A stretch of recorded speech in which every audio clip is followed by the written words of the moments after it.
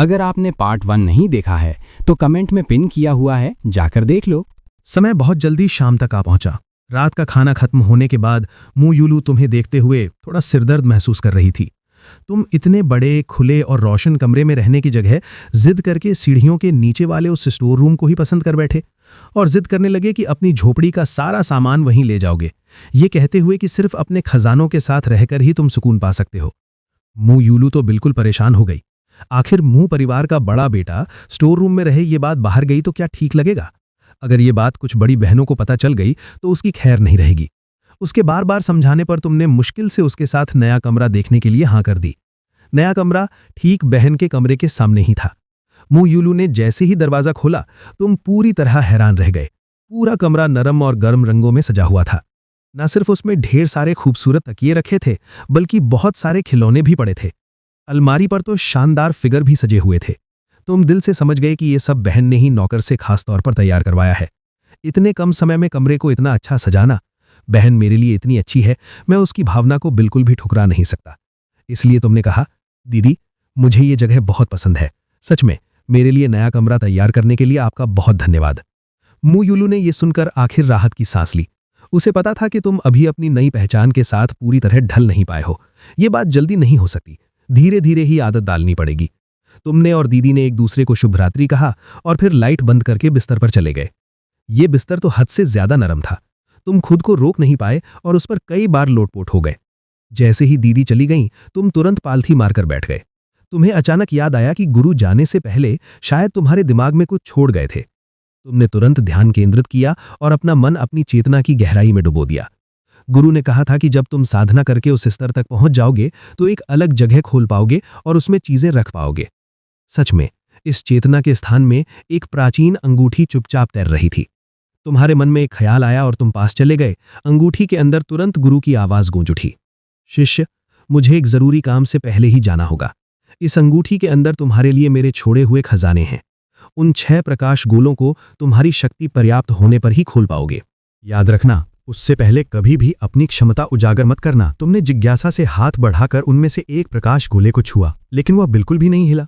लगता है सच में तुम्हारी वर्तमान शक्ति बहुत कमजोर है। जैसे ही ये विचार आया, वो अंगूठी अपने आप तुम्हारी अनामिका उंगली में पहन गई। तुमने अंदर झांक कर देखा, अरे वाह, अंदर के खजाने तो दर्जनों छोटे पहाड़ों की तरह ढेर लगे हुए थे। तुमने एक एक करके देखा और पाया कि अभी तुम केवल 3 ग्रंथ ही सीख सकते हो। हुंडुन लॉन्ग टियन सॉन्ग, वांग का गुप्त ग्रंथ, त्यानशांग शेनचे और हुंडुन लॉन्ग टियन। इन्हें सीख लेने पर कोई भी चिकित्सा, निर्माण, संगीत, शतरंज, लेखन और चित्रकला कुछ भी तुम्हारे लिए असंभव नहीं रहेगा। भविष्य तो बिल्कुल उज्जवल दिख रहा था। ये सोचकर तुमने तुरंत आंखें बंद की और साधना शुरू कर दी। लेकिन पूरी रात बीत जाने के बाद भले ही तुम्हारी ऊर्जा काफी बढ़ गई, पर तुम्हारी शक्ति बस थोड़ी सी ही बढ़ी। ये गति तो बहुत धीमी है। अचानक तुम्हारे दिमाग में एक विचार आया। गुरु ने नहीं कहा था कि औषधि साधना की गति बढ़ा सकती है। तुमने तुरंत याद के अनुसार नुस्खा लिख लिया और अंगूठी से सामग्री भी निकाल ली। लेकिन समस्या ये आई, तुम्हारे पास औषधि बनाने की भट्ठी नहीं थी। तुम कमरे में बेचैनी से इधर उधर घूमने लगे। तभी तुम्हारी नजर रसोई में खाना बनाने वाले बर्तन पर पड़ी और तुम्हारी आंखें अचानक चमक उठीं। अरे, इसका सिद्धांत तो भट्ठी जैसा ही है। तुमने मन ही मन खुद को हिम्मत दी और फिर चुपके से रसोई में घुस गए। लेकिन 10 मिनट भी नहीं बीते थे कि रसोई से एक जोरदार धमाके की आवाज आई। कढ़ाई सीधे फट गई। मू यूलू सबसे पहले ऊपर से दौड़कर नीचे आई। सुरक्षा गार्ड भी घबराते हुए बाहर से अंदर घुस आए। घने धुएं के बीच तुम बिखरे हुए बाल और धूल से भरे चेहरे के साथ रसोई से रेंगते हुए बाहर निकले। मू यूलू ने देखा कि तुमसे अभी भी सफेद धुआं निकल रहा है। वो बेहद घबरा गई। चिंता भरे चेहरे से तुम्हें ऊपर से नीचे तक देखने लगी। तुमने उसकी तरफ बेवकूफी भरी मुस्कान दी। सोचा था दीदी के लिए कुछ अच्छा बनाऊंगा, पर कढ़ाई ही फोड़ दी। मू यूलू को सच में गुस्सा भी आया और हंसी भी। वो एक तरफ तुम्हारे चेहरे की धूल साफ करते हुए प्यार से पूछने लगी, हमारा छोटा मूगे तो बस दीदी की ही चिंता करता है ना? तुम शर्माते हुए सिर खुजाने लगे, लेकिन हथेली में चुपके से उन नई बनाई हुई गोलियों को कसकर पकड़े रहे। दीदी तुम्हें पकड़कर ड्राइंग रूम में ले गई और प्यार से पूछने लगी, छोटे मूंगे, तुम्हारा जन्मदिन आने वाला है, क्या तुम्हें कुछ खास खाने का मन है? तुम्हें याद आया कि जब दादाजी जिंदा थे तो उन्होंने तुम्हारे लिए एक बहुत स्वादिष्ट छोटा ब्रेड खरीदा था। उसका स्वाद आज तक तुम्हें याद है। मुझे केक खाना है। पहले मैं सिर्फ दुकान के बाहर खड़ा होकर दूसरे बच्चों को खाते हुए देखता रहता था। तुम्हारी ये बात सुनकर मू यूलू का दिल जैसे जोर से मरोड़ गया। उसकी आंखें तुरंत लाल हो गईं। उसने तुम्हें कसकर अपनी बाहों में भर लिया। दीदी तुम्हारे लिए दुनिया का सबसे बड़ा और सबसे स्वादिष्ट केक बनाएगी। फिर उसने तुम्हें गोद में लेकर कई बार चूमा और अलग अलग एंगल से कई तस्वीरें खींची और गर्व से फैमिली ग्रुप में भेज दी। अब ग्रुप में पूरी तरह हलचल मच गई। बहनें मू यूलू को डांटने लगीं।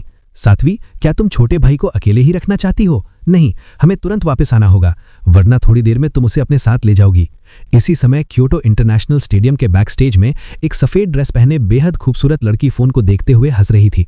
उसके नाजुक चेहरे और परफेक्ट फिगर को देखकर वो कोई और नहीं बल्कि देश की मशहूर अभिनेत्री मू तंगचुन थी, और वही तुम्हारी दीदी भी है।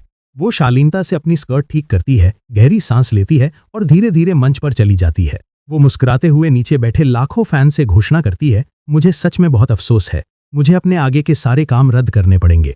सबसे पहले मैं आप सबसे माफी मांगती हूँ। नीचे बैठे फैंस तुरंत हंगामा करने लगे। नीचे बैठे फैंस एकदम से शोर मचाने लगे।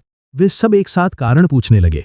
मू तांगचुन हल्का सा मुस्कुराई। उसकी आवाज नरम थी, लेकिन उसने बेहद दृढ़ता से कहा, क्योंकि मेरा छोटा भाई वापस आ गया है। वो बाहर बहुत समय तक भटकता रहा। मैं घर जाकर उसके साथ रहना चाहती हूँ। उम्मीद है आप सब मुझे समझेंगे।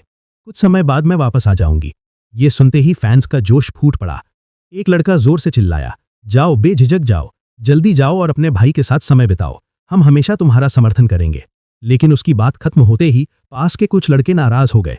माहौल अचानक बेकाबू हो गया और धरती के दूसरी तरफ अंतर्राष्ट्रीय शिक्षा अनुसंधान केंद्र में मू यूये मुख्य सीट पर बैठी थीं। उसने अपनी नजर दुनिया के शीर्ष प्रोफेसरों पर डाली और धीरे धीरे खड़ी हो गई। मैं अब चीन वापस जा रही हूँ। मेरा काम प्रोफेसर बिग अस्थायी रूप से संभालेंगे। ये कहकर वो सबके हैरान नजरों के बीच बिना पीछे देखे मीटिंग रूम से बाहर चली गईं। और चीन में मू परिवार के महल में तुम अभी अभी बनाई हुई दवा लेकर चुपके से अपने कमरे में लौटे। मन में थोड़ा अपराध बोध था। ये पहली बार था जब तुमने अपनी बहन से झूठ बोला, लेकिन गुरु ने खास तौर पर कहा था कि साधना की बात किसी को नहीं बतानी। तुमने मन में सोचा कि बाद में मौका मिलने पर तुम बहन से ठीक से माफी मांगोगे। फिर तुमने एक गोली निकाली और खा ली। बैठकर ध्यान लगाकर साधना शुरू कर दी। इस तरह पूरी रात बीत गई। अगली सुबह जैसे ही तुमने आंखें खोली, तुम बेहद खुश हो गए। इस दवा की मदद से तुम्हारी साधना की गति तो जैसे रॉकेट पर बैठ गई हो। तुम जल्दी जल्दी तैयार होकर नीचे नाश्ता करने जाने ही वाले थे, तभी मू यूलू भी अपने कमरे से बाहर आ गई। उसने तुम्हारा हाथ पकड़ा और तुम्हें नीचे ले गई। छोटे मूगे, थोड़ी देर बाद नाश्ता करके दीदी के साथ कंपनी चलोगे, ठीक है? तुमने चुपचाप सिर हिला दिया। नाश्ता खत्म करने के बाद तुम दीदी के साथ कार में बैठ गए। कंपनी पहुंचते ही मू यूलू तुरंत काम में लग गई। उसने तुम्हें अपनी असिस्टेंट श्याओ मंग के हवाले कर दिया और खास तौर पर कहा कि आज छोटे मुंह के लिए एक मोबाइल फोन खरीदना मत भूलना। असिस्टेंट ने सिर हिलाया और तुम्हें घूमने निकल गई। उसने न सिर्फ तुम्हारे लिए ढेर सारे स्नैक्स खरीदे, बल्कि तुम्हें एक नया मोबाइल फोन भी दिलाया। इसके बाद कार कई सड़कों से गुजरते हुए आखिर एक मिशेलिन रेस्टोरेंट के सामने रुकी। तुम जैसे ही अंदर गए, तुरंत एक उत्साही वेटर तुम्हारी सेवा के लिए आ गया। श्याओ मंग ने सीधे कहा, मुझे तीसरी मंजिल पर एक प्राइवेट रूम चाहिए। लेकिन वेटर थोड़ा असहज दिखा। माफ कीजिए मैडम, तीसरी मंजिल आज पूरी तरह बुक है। श्याओ मंग ने भौहें चढ़ाईं। तो दूसरी मंजिल पर एक कमरा दे दो। लेकिन वेटर ने फिर वही जवाब दिया, माफ कीजिए मैडम, दूसरी मंजिल भी पूरी बुक है। अब श्याओ मंग का गुस्सा बढ़ गया। दूसरी मंजिल पर इतने सारे कमरे हैं, कैसे सब बुक हो सकते हैं? वो नहीं चाहती थी कि छोटा मालिक हॉल में बैठे। क्या इससे मुंह परिवार की इज्जत कम नहीं होगी? उसने ठंडी आवाज में कहा, अपने मैनेजर को बुलाओ, मेरे पास ज्यादा समय नहीं है। उसकी आवाज इतनी ठंडी थी जैसे बर्फ जम नहीं हो। ये देखकर कि ये मैडम आसान नहीं है, वेटर तुरंत भागकर मैनेजर को बुलाने चला गया। थोड़ी देर में एक तोंद निकले हुए मध्यम उम्र का आदमी दौड़ता हुआ आया। उसके चेहरे पर चापलूसी भरी मुस्कान थी। श्याओ मंग मैडम, आपका स्वागत है, सच में हमें सम्मान मिला है। पास खड़े वेटर ने धीरे से बात समझाई। मैनेजर ने सुनते ही चेहरा सख्त कर लिया। उसने मेज पर जोर से हाथ मारा और वेटर पर चिल्लाया, तुम्हारी हिम्मत कैसे हुई खास मेहमान को नाराज करने की? नौकरी नहीं करनी तो अभी निकल जाओ। डांटने के बाद वो तुरंत मुस्कुराता हुआ बोला, जल्दी से मैडम के लिए सबसे बेहतरीन प्राइवेट रूम तैयार करो। तब वेटर को समझ में आया कि उसने बड़ी गलती कर दी है। वो जल्दी जल्दी माफी मांगने लगा और घबराते हुए तुम्हें सबसे खास वीआईपी कमरे में ले गया। वेटर के जाने के बाद श्याओ मंग थोड़ा पास आकर तुम्हें मोबाइल इस्तेमाल करना सिखाने लगी। एक एक करके खाना मेज पर आता गया और तुमने भी मोबाइल की बुनियादी चीजें सीख लीं। उसने तुम्हारे लिए एक वीचैट अकाउंट बनाया। पहले मुझे फ्रेंड बनाओ, फिर मू यूलू दीदी को भी ऐड कर लिया। उधर ऑफिस में मू यूलू के फोन पर नोटिफिकेशन आया। उसने देखा तो वो तुम्हारी फ्रेंड रिक्वेस्ट थी। मू यूलू हल्का सा मुस्कुराई। लगता है काम ठीक से हो गया। उसने तुरंत रिक्वेस्ट स्वीकार कर ली। तुम्हारे फोन पर भी मैसेज आ गया। श्याओ मंग तुम्हें आगे सिखाने लगी। ये दबाओ तो वॉइस कॉल होती है और ये दबाओ तो वीडियो कॉल। तुमने जल्दी ही सब समझ लिया। फिर तुमने दीदी का कॉन्टैक्ट खोलकर वीडियो कॉल कर दी। ट्रिंग ट्रिंग। कॉल तुरंत उठ गई। तुम मुस्कुराते हुए फोन में दीदी को देखने लगे। मू युलू ने तुमसे कई सवाल पूछे। फोन पसंद आया, दोपहर का खाना खाया या नहीं। तुम दोनों खूब बातें करने लगे। शाओ मोंग पास बैठी कुछ बोल भी नहीं पा रही थी। तभी अचानक कमरे का दरवाजा खुला और कुछ लोग अंदर आ गए। अरे, यहां कोई है? शू कुन ने तुम्हारी तरफ देखते हुए कहा। सुनो, मैंने तीसरी मंजिल बुक कर रखी है, तुम लोग नीचे